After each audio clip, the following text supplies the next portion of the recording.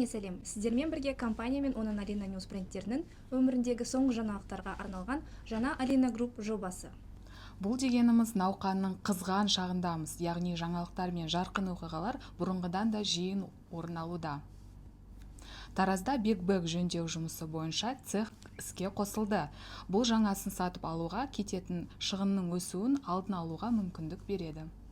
Біз жаңа тығыздатқыштар бағытын іске қосамыз. Alina Group үшін өнімдер нарықтағы жаңа тауашаға айналары сөзсіз. Алматыда төтенше жағдайлар кезінде алғашқы көмек көрсету бойынша жоспарлы оқу-жаттығу өткізілді. Қызметкерлер енді алаңдамай қойса болады. Көмек дер кезінде көрсетіледі.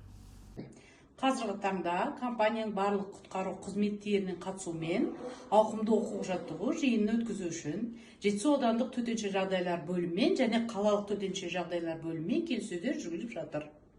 Alina Group өкілдігі бар барлық қалаларда жыл сайынғы таза отан экофестивалі өтті.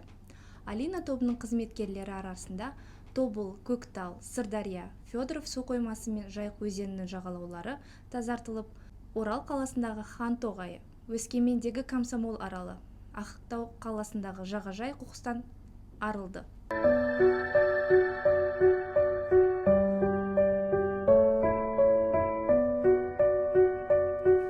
Біз Қазэкспорт акционерлік қоғаммен бірлесіп Alina Group ауқамын көрсететін керемет телесюжет түсірдік. Сюжетті қазірдің өзінде Alina Group сайтындағы бақ біз туралы бөлімінен тамашалауға болады. Алматы қаласындағы құрғақ құрылыс қоспаларын шығаратын өндірісте өткен өндірістік ақпараттық турларға 150-ден астам адам қатысты. Қонақтар қатарында Қазақ мемлекеттік сәулет академиясының 90 болашақ сәулетші студенті мен Екатеринбург пен Новосібірден келген HR мамандар қауымдастығының өкілдері болды. Бізбен бірге болыңыздар. Және Alina News пен жақсы жаңалықтарды жіберіп алмаңыз.